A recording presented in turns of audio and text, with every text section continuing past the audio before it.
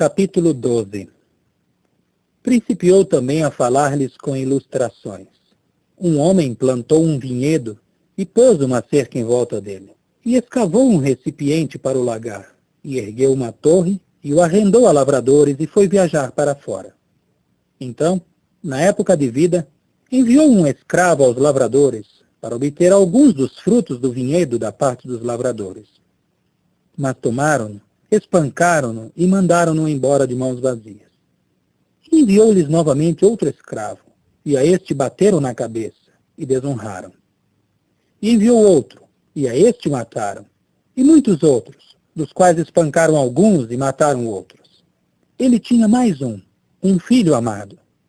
Por fim o enviou a eles, dizendo: respeitarão meu filho. Mas esses lavradores disseram entre si: este é o herdeiro, vinde, matemo-lo, e a herança será nossa. Tomaram-no assim e mataram-no, e lançaram-no fora do vinhedo. Que fará o dono do vinhedo? Virá e destruirá os lavradores, e dará o vinhedo a outros. Nunca lestes esta escritura? A pedra que os construtores rejeitaram, esta se tem tornado a principal pedra angular? Isto procede de Jeová e é maravilhoso aos nossos olhos? Em vista disso, começaram a procurar um meio de se apoderar dele, mas temiam a multidão, porque observavam que falara a ilustração pensando neles. Deixaram-no assim e afastaram-se. A seguir, enviaram-lhe alguns dos fariseus e dos partidários de Herodes para apanhá-lo na sua palavra. Ao chegarem, disseram-lhe: Instrutor, sabemos que és veraz e que não te importas com ninguém, pois não olhas para a aparência exterior dos homens, mas ensinas o caminho de Deus em harmonia com a verdade. É lícito ou não pagar a César o imposto por cabeça? Devemos pagar ou não devemos pagar? Percebendo a hipocrisia deles, disse-lhes: Por que me pondes à prova? Trazei-me um denário para ver. Trouxeram-lhe um. E ele lhes disse: De quem é esta imagem e inscrição? Disseram-lhe: De César. Jesus disse então: Pagai de volta a César as coisas de César, mas a Deus as coisas de Deus.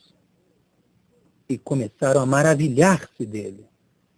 Chegaram-se a ele então uns saduceus, que dizem não haver ressurreição, e fizeram-lhe a pergunta: Instrutor, Moisés nos escreveu que, se o irmão de alguém morre e deixa a esposa, mas não deixa filho, seu irmão deve tomar a esposa e suscitar dela descendência para seu irmão.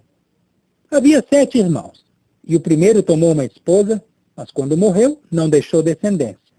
E o segundo a tomou, porém morreu sem deixar descendência. E o terceiro do mesmo modo.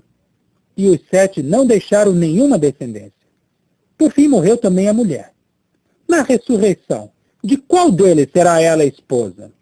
Pois os 7 a tiveram como esposa. Jesus disse-lhes: Não é por isso que estáis equivocados, por não conhecerdes nem as Escrituras, nem o poder de Deus? Porque quando se levantarem dentre os mortos, nem os homens se casam, nem as mulheres são dadas em casamento, mas são como os anjos nos céus. Mas a respeito dos mortos, que eles são levantados, não lestes no livro de Moisés, no relato sobre o espinheiro, que Deus lhe disse: Eu sou o Deus de Abraão, e o Deus de Isaque, e o Deus de Jacó? Ele não é Deus de mortos, mas de viventes. Estais muito equivocados. Ora, um dos escribas que se aproximaram e os ouvira discutindo, sabendo que ele lhes tinha respondido de modo excelente, perguntou-lhe: Que mandamento é o primeiro de todos? Jesus respondeu: O primeiro é: Ouve, ó Israel, Jeová, nosso Deus, é um só Jeová, e tens de amar a Jeová, teu Deus, de todo o teu coração, e de toda a tua alma, e de toda a tua mente, e de toda a tua força. O segundo é este: tens de amar o teu próximo como a ti mesmo. Não há outro mandamento maior do que estes. O escriba disse-lhe: Instrutor, bem disseste em harmonia com a verdade. Ele é um só, e não há outro senão ele. E este amá-lo de todo o coração e de todo o entendimento, e de toda a força, e este amar o próximo como a si mesmo, vale muito mais do que todos os holocaustos e sacrifícios. Jesus, em vista disso, discernindo que tinha respondido inteligentemente, disse-lhe: não estais longe do reino de Deus. Mas ninguém tinha mais coragem de interrogá-lo. No entanto, ao dar uma resposta, Jesus começou a dizer ao ensinar no templo: como é que os escribas dizem que o Cristo é filho de Davi? O próprio Davi disse pelo Espírito Santo: Jeová disse ao meu Senhor: senta-te à minha direita, até que eu ponha os teus inimigos debaixo dos teus pés. O próprio Davi o chama de Senhor, mas como é que ele é seu filho? E a grande multidão escutava-o com prazer.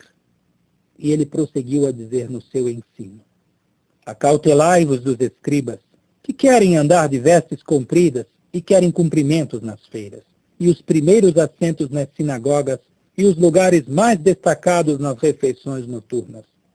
Estes são os que devoram as casas das viúvas e que, por pretexto, fazem longas orações. Estes receberão um julgamento mais pesado.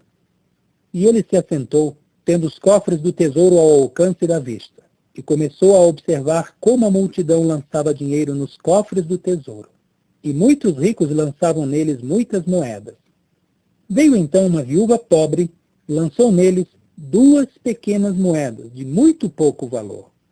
Ele chamou então a si os discípulos e lhes disse: deveras, eu vos digo que esta viúva pobre lançou neles mais do que todos estes que lançam dinheiro nos cofres do tesouro. Pois todos eles lançaram neles dos seus excedentes, mas ela, de sua carência, lançou neles tudo o que tinha, todo o seu meio de vida.